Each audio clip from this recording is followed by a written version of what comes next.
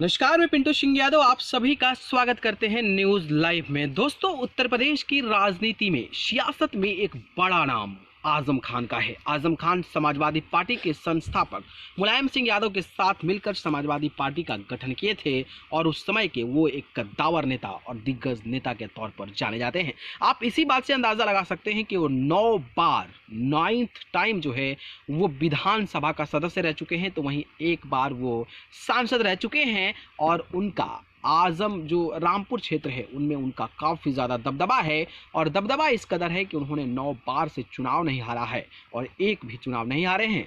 इसी के साथ अपनी पत्नी यानी कि तंजीम फातिमा, आई थिंक उनका उनकी जो पत्नी है उनका नाम है, और इसके अलावा उनके बेटे जो अब्दुल्ला आजम हैं वो भी चुनाव जीतने में सफल हो पाए हैं। लेकिन जब से योगी आदित्यनाथ की सरकार बनी है, मानो कि आजम खान पर आफत आई हुई है।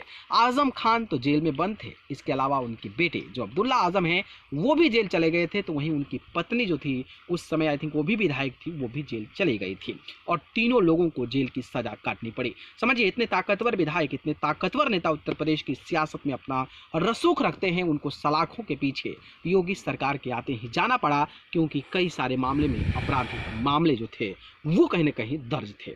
लेकिन आजम खान जेल से बाहर आए, अब्दुल्ला आजम भी जेल से बाहर आए, उनकी पत्नी भी जेल से बाहर आई। लेकिन जेल के बाहर आने के बाद आफत और भी बढ़ गई है, और आफत इतनी बड़ी है कि आप इस बात का अंदाजा लगा सकते हैं कि आजम खान जो है वो अब कोई भी चुनाव लड़ने लायक नहीं बचे हैं। दरअसल बात करें तो आजम खान जब जेल से बाहर आए थे तो वो एक सांसद थे, और सांसद जेल में थे तो सांसद थे, और जेल से ही उन्होंने 2022 का विधानसभा चुनाव लड़ा और वो चुनाव जीत गए। चुनाव जब जीते तो लोकसभा सीट खाली हो गई, और लोकसभा सीट जब खाली हुई तो लोकसभा सीट पर उपचुनाव हुआ और आजम खान को अपनी सीट जो है वो गंवानी पड़ी, जिसके बाद बड़ा धक्का लगा और उसी समय आजम खान ने योगी सरकार पर बड़ा निशाना साधा था। लेकिन जेल के बाहर आते ही उनकी तबीयत ने पूरे गंभीर रूप से घेर लिया, तो वहीं एक बार भी वो विधानसभा में नहीं गए तो उनकी सजा सुना दी गई, यानी कि एक भड़काऊ भाषण के मामले में उनकी सजा हो गई है। और वो सजा कुछ इस कदर है